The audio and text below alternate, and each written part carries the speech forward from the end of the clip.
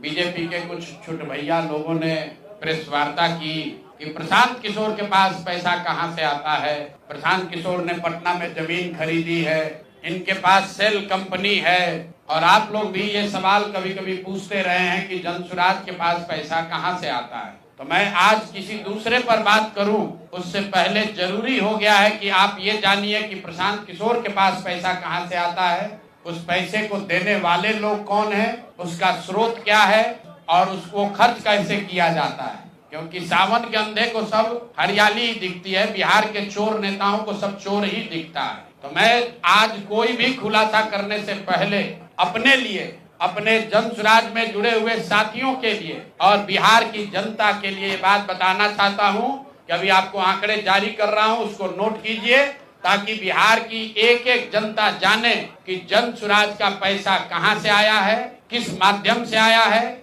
और वो कहां खर्च हो रहा है। मैं ऐसा इसलिए कह रहा हूं कि कोई कल उंगली न उठाए कि प्रशांत किशोर भी दूसरे पर इल्जाम लगा रहे हैं, दूसरे लोग भी प्रशांत किशोर पर इल्जाम लगा रहे हैं। तो हमारी ये नैतिक जिम्मेवारी है कि मैं आपको स्पष्टता से वो फिगर बताऊं। अभी तक मैं आप में से कई लोगों को याद है, मैं ये कहता हूं कि पैसा सरस्वती से आता है, उन लोगों के माध्यम से आता है जिनको हमने मदद की, वो लोग पैसा देते हैं। क्योंकि बिहार में नई व्यवस्था बनाने के लिए किसी बालू माफिया, शराब माफिया, भ्रष्ट लोगों की मदद न लेनी पड़े, गरीब से गरीब व्यक्ति को भी अगर बिहार सुधारने के लिए जज्बा है, ताकत है, उसको चुनाव लड़ाया जा सके, इसके लिए जनसुराज के पास साधन होना चाहिए। उसके लिए हम लोगों ने लोगों से पैसा मांगना शुरू किया है, लेकिन हमने ये तय किया जब ये अभियान शुरू किया कि बिहार के लोग पैसा दें या न दें, मैं अपने जीवन का जो कुछ भी है सब कुछ लगाऊंगा बिहार की इस व्यवस्था को सुधारने के लिए। और ये सिर्फ शब्द नहीं है जो मैं कर रहा हूं, ये आप देख रहे हैं। मैंने सिर्फ इसलिए नहीं आंकड़े अभी तक जारी किए थे कि सनातन धर्म में, हम लोग के धर्म में कहा जाता है कि दान करने वाले पैसे की चर्चा नहीं करनी चाहिए। लेकिन यहाँ के छुट भैये नेता, इन्होंने जब बात उठाई है तो मैं आंकड़ा जारी कर रहा हूँ, आप लोग नोट कर लीजिए।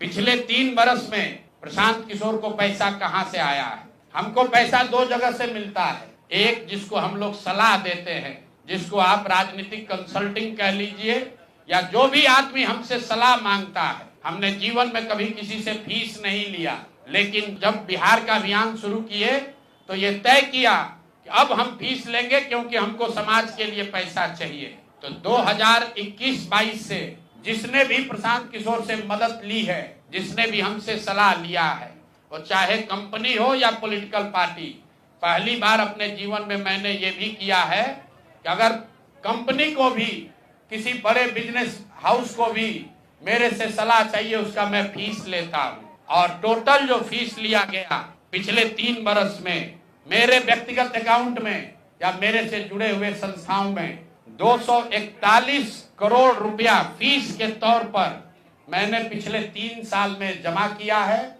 इस पर 30 करोड़ 95 लाख 68,764 रुपया जीएसटी पे किया गया है। ध्यान रखिए कि जो पैसा हम लोग सलाह देते हैं, उस पर जो फीस मिलती है, उस पर 18% भारत सरकार को जीएसटी देते हैं। तो 241 करोड़ रुपया हमने फीस के तौर पर लिया 3 वर्ष में, और उस पर 30 करोड़ 95 लाख रुपया हमने जीएसटी भरा। उसके बाद 20 करोड़ रुपया इनकम टैक्स दिया है, 20 करोड़ रुपया टैक्स दिया है, इनकम टैक्स, और 98 करोड़ 75 लाख रुपया डोनेट किया है जनसुराज पार्टी को अपने व्यक्तिगत अकाउंट से। हमको कहता है पैसा कहां से लाते हैं, हम लोग चोर नहीं हैं। ये तय किया है कि जीवन में जो भी पैसा कमाएंगे इस 10 साल में, ये सब बिहार की व्यवस्था को सुधारने के लिए लगाएंगे। तो 241 करोड़ रुपया में, फिर से नोट कर लो भाई, आगे सवाल जो पूछ रहे हैं, 30 करोड़ 95 लाख 68,764 रुपया जीएसटी दिया, 98 करोड़ रुपया पार्टी को डोनेट किया, बाकी पैसा खर्च के बाद जो बचा उस पर 20 करोड़ रुपया इनकम टैक्स भरा है। ये प्रशांत किशोर की इंटीग्रिटी है। पैसा किसने दिया? जिसको हमने सलाह दिया है। जिसको सलाह दिया तो स्रोत भी बता रहे हैं पैसा क्यों मिला। जिसको सलाह देते हैं उससे पैसा लेते हैं। गांव गांव में कहा है, सैकड़ों करोड़ रुपया लेते हैं, लेकिन चोरी नहीं करते हैं। सरस्वती का खाते हैं, सलाह देते हैं। जो पैसा मिला चेक से मिला, उस पर 18% जीएसटी भरा। जो पैसा जन स्वराज की व्यवस्था को चलाने में खर्च हुआ, उस खर्च के बाद जो बच गया वो भी 98 करोड़ रुपया पार्टी को डोनेट कर दिया चेक से। 98 करोड़ 75 लाख रुपया। इनकम टैक्स भरा 30 करोड़ रुपया। और आगे से ये जितने आप लोग पत्रकार हैं, मेरा आपसे आग्रह है, हमको नेता मत कहिए। हम मंच पर जो कहते हैं वो करते हैं। हम नेता नहीं हैं, बिहार से पैसा कमाने नहीं आए हैं। अपना खून पसीना का कमाई का पैसा लगा रहे हैं।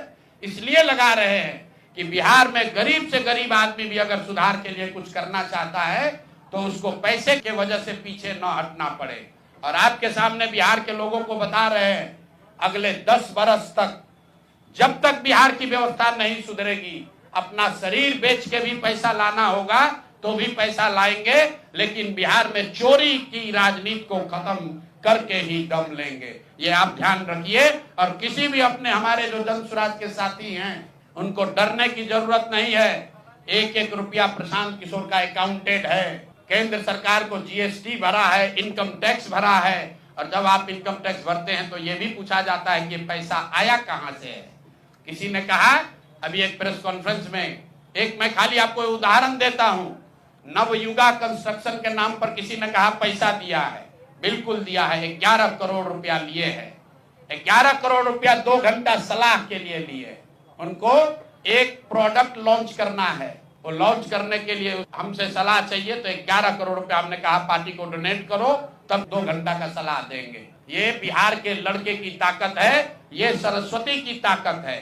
हम लोग चोरी नहीं करते, नवयुगा से घूस नहीं लेते हैं, अपना जहां मेहनत करते हैं उसका फीस लेते हैं। और जो भी पैसा मिलता है अपना खर्च काट के जो बच जाता है वो पार्टी में डोनेट करते हैं। और हमने अपने साथियों से भी कहा है कि बिहार में जाकर लोगों से पैसा मांगने से पहले आप अपना जितना डोनेट कर सकते हैं वो कीजिए। और मैं लोगों को कहूं, उससे पहले हमने अपने आप पर यह जिम्मेवारी ली है कि जो भी 10 साल में पैसा कमाएंगे, ये सारा पैसा बिहार को बनाने सुधारने के लिए डोनेट करेंगे।